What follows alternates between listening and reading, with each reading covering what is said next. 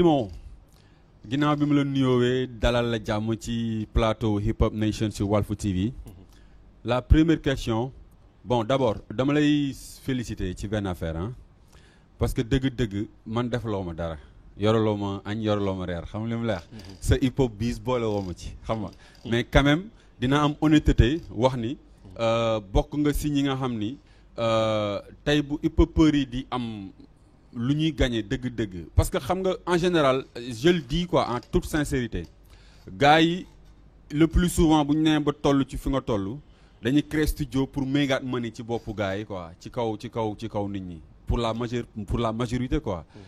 Bon je vois que Jolofa Life léegi booy xool studio bi sax amaana tudd ñu ko lu bari par rapport ak yeneen événements yi nga xamante yaa ngi ciy nekk te yamul ci yow yaa ngi ci ak yeneen artistes yoo xamante ni ñu ngi ciy am as tuut. Je t'en félicite hein, vraiment. Léegi nag Ego Trip ak Batin c'est deux choses yoo xamante ne nii c'est comme Black Crystal la. Diamétralement opposé. Deux choses diamétralement opposées léegi est-ce que mën nga koo expliquer rek avant ñuy xuus. waaw mooy li ñuy wax ci figure de style oxymore. comme ni nga wax Black Crystal comme ni nga xam nga leer gu lëndëm. lëndëm gu leer xam nga.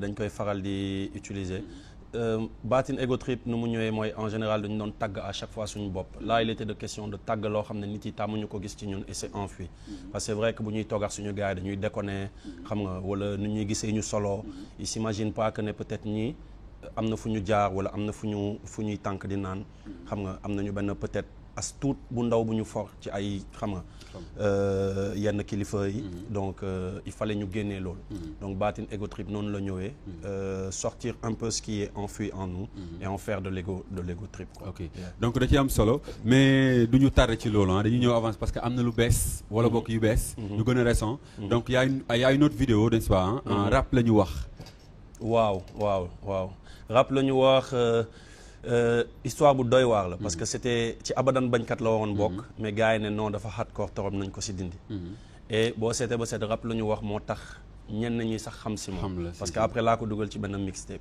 donc mooy li ñuy wax musique dafa doy waar loo xam ne bokkul woon nga ñëw nag ko boole sa album abadan bañkat 2007 gars yi recalé ko nga génnee ko fin 2008 début 2009 foo dem concert bàyyi leen mbele rap la ñu wax. ci la Sénégal yëpp xam ci la Sénégal sinon gars yi ci milieu hip hop bi ñu ngi la xam ci son bi ngay def maa ngi tudd hip sant up. exactement mën a dugg ci xolu bépp mbindee. boobu tu t'es comporté comme benn Keros One buy exprimer wu.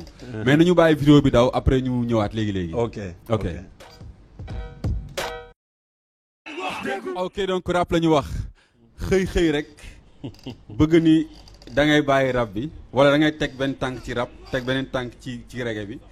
beneen tànk bi fi nga ko teg man moo ma jaaxal quoi léegi dama bëggoon rek nga ñëwaat tuuti. parce que sama maa ngi dégg yaa ngi ciy revendiquer benn respect bu ñu war a am ci hip-hopeurs yi respect bu ñu war a am ñoom seen bopp ci game bi ñuy def genre noonu nga def ko en bref rek benn résumé. sound bi lu mu li nekk ci biir message bi avant après ñu continuer. waaw bon c'était une période bi nga xam ne hip-hop bi dafa xawoon danse tamit quoi tu vois da ngay gis gars yi duggante rajo xam nga saagante à gauche à droite xam nga te ki koy def wala bu waxee mais boo dégloo soundam wala nga seetaan ko sur scène doo am dara tu vois c'est vrai que période bi ñun dañu indi ay concert indi ay mouvement ay gestes léegi damay gis ñu bëri tu vois dañuy rap di def ay technique di ko jéem a toppal public bi seen loxo wala di ko jéem a toppal seen yaram tu vois alors que avant da nga doon ñëw taxaw rek def ay gestes bañ na ba dañuy ne kuy tooñ rappeur da ngay taxaw rek ne nii tu vois ne nii alors que xam nga c'était pas ça quoi keroog rek ñu ngi ne am na ay rappeurs yu bëri boo leen jëloon scotché leen seen loxo ñu rap duñu mës a rap parce que tu vois dañu tàmm teguma tànk fii tamit teg tànk fii defuma reggae tu vois defuma reggae dafa am loo xam ne mooy lu may wax samay vibes la mooy vibes Simon vibe samay ay vibes la moom nga yàgg a dégg ci ay refrain au 5e underground xam nga defal naa ko Gaston ay chœur ci albumam mais loolu yow est-ce que du da nga ragal a utiliser le terme woy parce que xam nga boo nee da ngay génne 3 albums woy la album rap album slam ak albumu vibes parce que rap genre musical la slam genre musical la mais vibes c'est le du genre musical mais diminutif vibration la léegi le mélomane du mbalax moom il peut vibrer au tempo du mbalax le mélomane de la salsa il peut vibrer au tempo de la salsa ainsi de suite donc vibes boobu c'est juste le diminutif de vibration bi nga xamante ne nii ku nekk fi nga koy yégee fa nga koy amee léegi sama problème mooy ça va sama problème mooy. vibes bi est-ce que parce que son bi ma gis mooy vidéo bu bees bi après dinañ ko seetaan léegi ah. vibes boo ko boo son bi ma gis nga def ko namel exclusive gars dinañ ko am léegi ah. bi nga defal Bourba Jolof de passage ñu ngi souhaité waat donc yàlla ko yàlla xare aljana te yéexeenu fi mu nekk gënal ko fi mu jógee bien sûr n'est-ce pas. mais man ça me renvoie un peu sur le R&B quelque part aussi ci gospel genre demee noonu quoi. léegi pourquoi nga préférer utiliser le terme vibes bi. xam nga man yàlla def na ne je fais partie des artistes yi nga xam ne hip hop. yu régler benn problème quoi. mooy doomu tënk. Simon Dige Bor la. bien avant Dige Bor la bis bi clé. béyàlla béyàlla. bi mu koy ñëw di ko proposer gars yi dañ ma doon ree. moo taal bis bi clé. tu vois sama voix ngi ci. bi ngeen def remix Diallo White. Diallo White tu vois bi ma ñëwee ci. Dige Bor la. am na benn sound bi ma def borom xel. dem ci kër. am na benn sound bi ma def mbégteeru. xam nga jee xam nga jee Dige Bor la 2006. Abadan bañkat rebolot pareil dama ñëw ak ay sound yoo xam ne dem ci def ay baay booy xam nga yoo xam ne dem ci woy et cetera donc man j'ai réglé ce problème là man doo ma tënk. te woy bi da nga ko mën quoi. c'est que problème bi du dama ko mën justement lu tax ma ne vibes. xam nga Kaaw dañu amoon orchestre. doon tourner. tu vois ñoom Drigo Kerspi et cetera doon tourner.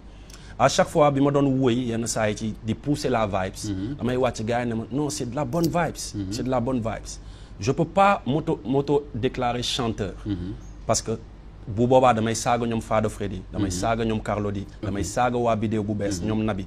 c'est des chanteurs ils ont la voix. bu ñu defee reggae da ngay xam ne lii reggae la. ah mais attends bu ñu woyee non xaaral tu n'es pas obligé am voix bu sew comme bu Fada Freddy. non c'est que man je respecte tamit seen talent. mais j'ai ma voix et je peux chantonner. avec ma du ma sax ne chanter. parce que ça sera trop dire mais je peux chantonner. mën naa pousser. ak sama baat bu diis bu rock benn mélodie. maintenant loolu samay ay vibes la te lu tax ma def vibes. am na ay sound ci album vibes bi yoo xam ne amul beat amul musique. j'ai tout fait avec la voix. lépp avec la voix. am na ay sound yoo xam ne comme bu Bourba bi. là peut-être mën nga ko classer fenn. mais am na ay sound yoo xam ne mënoo ko classer fenn. ça sonne tantôt dancehall. ça sonne tantôt ska. ça sonne xam nga mais doo xam mais. c'est que vibes bi laa am rek ma ne xaaral ma essayer. c'est la même chose quand je fais des refrains pour certains. damay essayer rek gars yi ne léegi am na ñu bëri ñu may woo. ne ma dama bëgg nga defal ma refrain. avant ay ñoom Freddy lañ doon woo. ay ñoom vidéo bu bees lañ doon woo. mais peut-être ils veulent cette chose sale. cette chose sale nag non man je la classe pas chanson. parce que franchement je respecte trop les chanteurs. non mais tamit je la classe vibe bi Simon quoi. ok mais tamit dëgg-dëgg ah. ñun tamit xëy na nekkuñu ay kàngam quoi. mais quand même am nañ oreille musicale quoi. te xam nañ ni tamit ni lu ñu gàtt xam-xam xam nañ ni.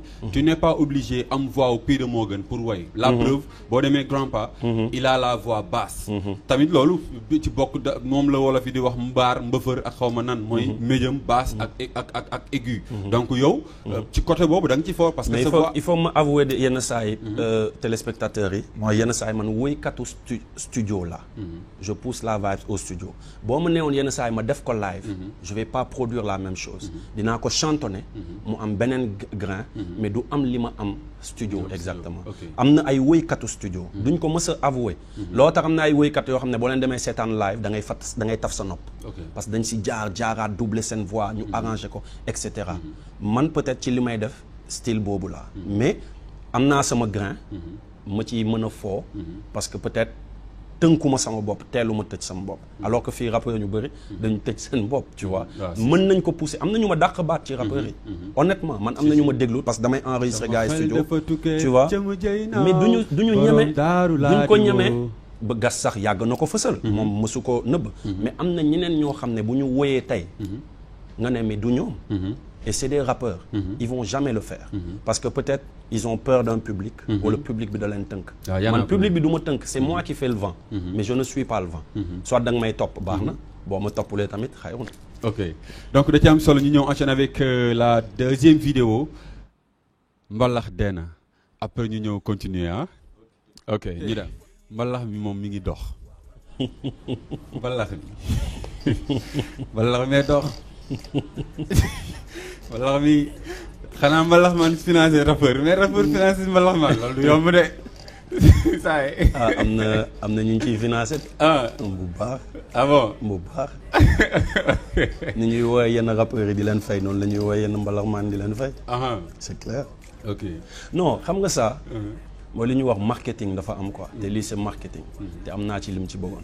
da ngay dox sax ay maire naan la bon du kii moo wéy mbalax dee na. yow loolu foo ko teg xam nga commencé la ñu ngi lay am nga benn public. ñu ngi lay bàyyi xel. parce que kooku clip bi dina jaaraat télé mu ne kii daje woon nañu keroog romb naa ko taxi ba draayee ko wax ak moom.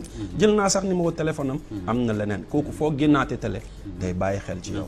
et tamit histoire bi may raconté mooy bi ma ñëwee sama premier album Dige Bor la xam nga. dañ ma invité woon benn arbre de Noël. moo am ay bidéo bu bees am ay dabrins. ñu ñëw xam nga gars yi dugg woy welcome to my country Sénégal. xam nga xale yi di tëb di fecc. bidéo bu bees ñëw Allah Baye Niass xale yi xam nga jóg fecc. man ma ñëw jël seen kaañ bardeloo seen doon xale yi na ma nii quoi. day zëmm la ñuy def di la xool ma tu vois. ma taxaw rap joxe lépp lu may joxe. pare 2 mag ñoo nekkoon fële may ma xam nga bii. nga dox dem te boo demee Pikine wala Thiaroye wala concert hip hop nga toj ko. te boo ñëwaatee te boobu voilà buy ñoom di def ay 15 arbres de Noël yow yaa ngi siy def ñaar wala ñett. mais bu mbalax dee na génnee période bu mu ko génnee c'est période décembre juste avant décembre mu daw inondé ba Kouthia reprendre ko yenn gars yi bëri pression xam ne il s'intéresse même pas au hip hop même ñii di animer mbalax dans la journée.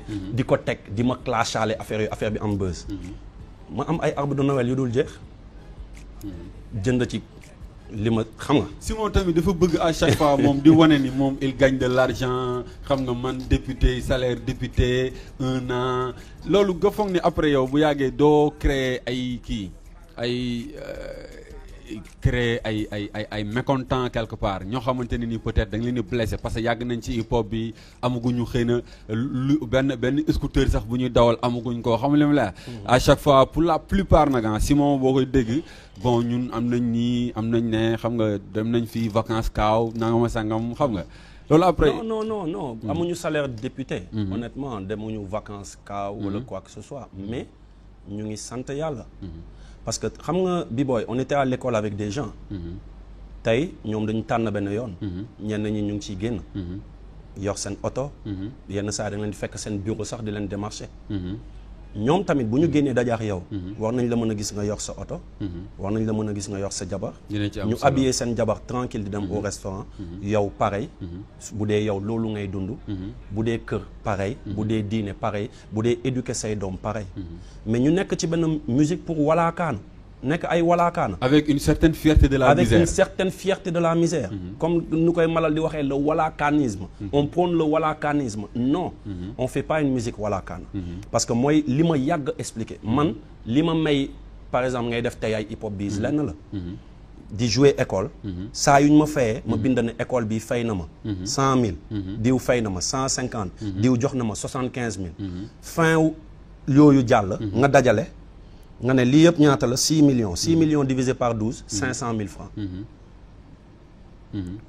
tu gagnes ce que ces cadres là gagnent ou même plus mais yow da nga koy yàq suñ la ko joxee rek da ngay séddoo léegi dem jëndi dàll dem jëndi jean jënd casquette lekk wan mais boo gañee loolu noonu dem jënd benn câble micro après jëndaat benn micro après jënd benn table après jënd benn ordinateur sa studio mat na li ngay jël xaalis di ko dem fayee beneen studio am nga ko sa kër c'est ce que Canabasse a fait c'est ce que ñoom Guns Out ils ont fait c'est ce que plein de gens tu vois ñoom Mario Africulture urbaine Awadi noonu la commencé keneen ak keneen mais yow ñu jox la xaalis rek nga lekk wala nga wala gel yi wër la nga jëndal kii cheveux naturel jëndal kii truc et cetera yaa ngi dugg ci esprit entrepreneuriat bi quoi mais street entrepreneurialisme fan la bokk du ci hip hop xam nga ni dañ ne hip hop DJ kese rap danse graffiti faut arrêter mais ñooñu il faut que ñu won leen ne am na ñoo xam ne seen bos a ñuy dox maintenant ñi doxlewul nañu suivre exemple ñuy doxle du ci style parce que tu prends un Bidéo bu bees et un 5e underground c'est 2 styles différents tu prends un Canabasse et un Foukenkook c'est 2 styles différents demoon nga concert u Foukenkook ji hip hop dafa fees del est-ce que c'est la même chose que ce que Bidéo bu bees fait mais non parce qu'ils ont créé un marché ils ont fidéliser un public. Ils commencent à parler leur argot, à avoir son propre habillement, à avoir son propre style. Ñu fidéliser benn public. Loolu la mbaarikala def barki démb. maa ngi koy saluer au passage Ngaaka Blindé. dama fa dem fekk mu fees del ma kontaan. xam nga parce que du daara ji kese mooy feesal. du am na ñoo xam ne ñu ngi commencé fidéliser seen mais ñooñu lu mu gagné. jënd na benn ordinateur. beneen yoon mu defaat concert. mu jënd benn micro. et cetera et cetera. dans un an. studio mat. ok et il fait un business. da ci am solo il faut être fier tamit de dire que ne c'est pas le walakanisme am na ñu ciy génn. ok donc ñu ñëw jàll aussi donc ci beneen vidéo bi boobu yaa ngi ko def di ci sargal wala boog di ci rendre un grand hommage à Bourba Djolof. Bourba Djolof il représentait beaucoup pour yow ah. c'était un grand frère moo ñu doon canaliser en quelque sorte. waaye lañ ko jàppee c'est un pote. mais yenn saa yi bu ñu doon dekkoon xam nga manax books. dañu tàngoon benn tàng boo xam ne yenn saa yi fu ñu dem rek taf mën nañ fay indi xeex. Bourba moom daan mais à chaque fois moo lay xëccal ne la mag nga. mag nga te ñu bëri mag lañ lay xoolee. bàyyi li ngay def. tu vois donc loolu la doon joué ci diine bi tamit. à chaque fois dal doon poussé gestu ay xam nga tel saar boo ko boolee ak tel lii nga def ko tant de fois di la permettre ngay gestu à chaque fois di la dalal quoi. donc c'est ce qu'il a toujours représenté pour nous. et looloo tax on va jamais le lui rendre ça sera jamais assez quoi. chaque instant xam nga il faut que ñu koy duñ ko fàtte. ngay wàcc 3 produits. 3 produits. fan nga jëm ak moom parce que tamit bëggoon naa xam naa ni temps bi duñu ko may mais bëggoon naa tamit ñu waxaale tuuti ci hip hop bi nan lañ ko mën a fexe exporter yu demee noonu mais juste rek nga wax 3 produits yi est-ce que xëy na da nga am sa studio mu yomb def son yi c'est-à-dire mën nga am assez de temps mën nga am tamit facilité gan ak benn Ama Diop cak-cak ngeen enregistré benn affaire denc xam nga après benn instant nga am envie rek génnee benn affaire pour génnee rek loo xamante ni xëy na mosu fay am parce que un album 3 CD mosuñu ko gis fi Sénégal donc mu nekk lu mu nar a nekk lu bees léegi lan nga ci jublu au juste lu mu ci jublu mooy il faut savoir que ne depuis 2006 ñu ngi enregistré quand même. donc ay sound la depuis 2006. tu vois comme ni nga ko waxee dañu am studio. dañ ko yàgg am depuis kaaw lañ ko am suñu nekk. bu ñu bëggee enregistré dañuy jóg enregistré. bu ñu ñëwee fii tamit depuis Sacré-Cœur saa ñu bëggee enregistré dañuy wàcc enregistré tëj. am nañu chance am ay Ama Diop. comme ni nga ko waxee. tu vois am ay laay nga xam ne 9-9 la nekkoon tey mu ngi jéggi raay. tu vois JN. am tamit suñu gars yi kaaw ñoom Loïc. tu vois kër bi yenn saa yi mu yónnee la son. xam nga wala DJ Buzz dugg ci internet bi. loxo tillaay son yu raar jox la ko chance boobu la ñu am donc ins manqué wuñu studio manqué wuñu mix mastering comme ni nga ko waxee ñoom ama ngi fi et on a tamit critique parce que ñu bëri artistes yu ñu amul mooy ñu leen di wax lii baaxul neexul Ama Diop da ngay def dara it di neexul parce que man ak moom ça fait 15 ans derrière dafa yàgg il a le cran wala ñoom Aziz nga déglu loo leen lii c'est trop rap quoi il faut penser à un autre public xam nga lii yenn rappeurs yi rek yéen a koy comprendre ñun comprendre duñu lii qui ont la chance de dire ça donc à chaque fois ñooñu da nga leen di bëgg a prouver am lii loo ci wax waaw kii tamit nga jox ko am lii kii gaañu hip hop tamit comme ñoom Balvada yenn saa yi nga xëj déglul lii ça te pousse vers la perfection quoi. donc t'as plusieurs gars qui t'écoutent qui te critiquent Gaston pareil bu neexul day ne lii neexul wala rime bi da nga ko def da nga ko taf-tafee mën na gën a tu vois donc si t'as ces 3 réceptacles là ku nekk tamit da ngay enregistrer rek di leen jox tout à coup tu vas te retrouver avec 200 sons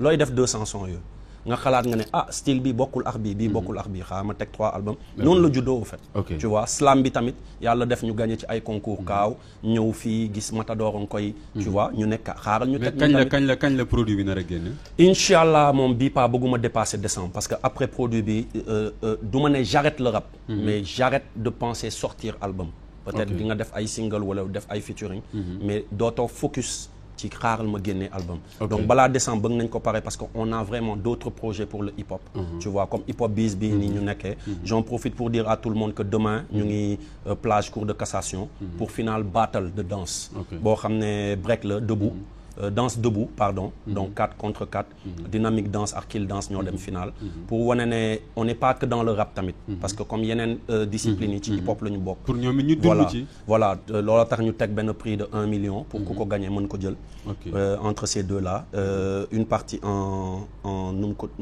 matériel et l'autre partie en cash donc demain ñu ngi jox rendez-vous ñëpp y aura Nit Doff y aura 5e underground y aura Books donc ci loolu la ñu nekk année prochaine tamit on a d'autres vues dans ce hip-hop là et dañ si bëgg focus au 100% parce que talatuñu studio lu bëri quoi. léegi fu mu nekk nii waxtu bi jot na dañuy tàggatoo après yow nga may gars yi vidéo bu bees bi. waaw di la remercier ça fait plaisir de voir que ne grand yi amuñu ko woon ay plateau yu mel nii télé tey télé boo dem am na benn plateau hip-hop. waaw noo gisee émission bi. waaw nu mu ko gisee franchement nice quoi tu vois am na loo xam ne du waxu plateau. loolu waxtaan nañ ko mën ak yow en underground. xaañ nga ma sànq mais non pas xaañ xam nga critique dafa baax. parce que mooy li ma wax am na ay artistes yoo xam ne da ngay daje ak ñoom dañu lay signe rek. di la wax lu la neex pour ñëw sa plateau. mais c'est vrai que boo si xeex nit jàmm. mën nga ko ne maa ngi woon ci benn waxtaan dégg naa ñuy wax li ci yow neexuma. bu doon sama sago nga defalee nii defalee nii. c'est juste une critique objective. mais respect de chaque jour quand même au moins avoir une émission qui passe à la télé et vulgariser le hip-hop mooy li ñuy wax rek ñu bañ di vulgariser loo xam ne c'est négatif parce que tey mën nga inviter kenn mu toog fii par exemple sànq Balvada bu muy wax man dama kontaan parce que xam naa ko bandi la en underground mais boo gisee ci télé tu vois il parle da ngay ne kii y a une certaine sagesse parce que tamit xam na domaine boobu c'est vrai que ngay wane sa côté bi nekk ci yow et naturellement quoi tu vois et loolu lañ lay remercier di la féliciter ngay prôner qualité c'est important parce que boo fi invité Thioune muy wax du n'importe quoi sur le hip-hop suba mu am benn directeur marketing bu koy seetaan ñun ñu wax ko dem démarcher ne ko hip-hop baa ngi dox lii mu ne la mais yow démb seetaan naa kenn kuy ne hip-hop bi lii il disait du n'importe quoi il parlait mal tu vois alors que yow yaa ngi ñëw di défendre le hip-hop foofu noonu donc dañuy soxla tamit émission yi ñu ñuy jàppale ci côté boobu parce que am na ñoo xam ne ñooy teg concert yi ñooy démarcher sponsors yi dañ ciy sonn te ñooñu tamit il faut que émission yi di leen jàppale di fi teg ay ñoo xam ne ils parlent bien ils s'expriment bien donc loolu laa lay big up et di la inviter suba te di la wax ne ci hip-hop bis bi am nga ci wàll sa wàll moo jotagul xam nga soxlawul gars yi di yàkkamti mooy lu ñuy wax ku ci nekk am na benn rôle bu mu war a jouer peut-être c'est pas forcément venir présenter c'est pas forcément mais am na ñoo xam ne ils jouent un rôle dans ce hip-hop biz il faut savoir que c'est 12 mois c'est pas 1 mois c'est pas 2 mois demaguñu fenn ba décembre dañuy hip-hop biz donc ku nekk am na ci wàll et merci tamit de le reconnaître et on t'invite demain nga ñëw xool B-Boy parce que affaire yi du rap kese tamit quoi Inch'Allah. Ok, en tout cas chers téléspectateurs de Walf TV, donc c'était tout simplement votre émission Hip Hop Nation donc réservé en premier Mr Balvada représente fi ndox mi taa n'est-ce pas donc en deuxième partie il y avait Simon de Jollof Live in the Time Nana avec Lebo donc je vous donne rendez-vous. Ok waaw ñëwal naa ne mais xam nga ñun dañu xamee sànni xeer à chaque fois le système dañuy sànni xeer mais il faut dire que des fois quand on voit quelque chose qui marche tamit il faut le féliciter comme nu Balvada taxawee ne sànq panneau yi am na lu ko métti mais boo gisee tamit luy dox da nga koy féliciter dañu gis ne y a un ministre de la culture bi nga xam ne il tient au hip-hop il aime le man nag loolu nag dëgg waaw et on le voit dans les manifestations hip-hop tu vois donc chaque fois day ñëw il fait de la volonté hip-hop bis bi jàpp na ci mais su fekkee ne suñu sponsor moo ci gën a jàpp ñu bëri xam nañ ko mais hip-hop biz bi jàpp na ci santé jàpp nañ ci Amnesty International pareil ainsi que la presse donc c'est des gens tamit à remercier parce que tey bu ñu demee ba artiste hip-hop di am statut su ma waxee statut mooy artiste bu feebaree mën a faju yàlla ñoom la parce que dafa jaar seen loxo musuñu ko xalaat mbalax maa nii du peintre yi du ñeneen kenn amu ko mais ñun ñu ñëw di ko teg di fayeeku par weer bu dee di faju suñuy jabar suñu feebaree wala suñuy doom ñu leen di faj grâce au hip-hop donc il faut dire merci tamit à ces personnes là ñi nga xam ne ñoo ngi ciy jàpp et je tenais à faire ce témoignage par rapport au ministre de la culture et à notre sponsor de téléphonie mobile dama lay bañ dàq loolu tax duñ ko tudd ok en tout cas maa ngi lay jaajëfal bu baax a baax donc chers téléspectateurs de Walf TV c'est tout simplement votre émission Hip Hop Nation donc inchallah yëngu leen bu leen ko bàyyi donc le mémorial de Tupac inchallah donc ñu koy bàyyi xel bu baax a baax ba beneen yoon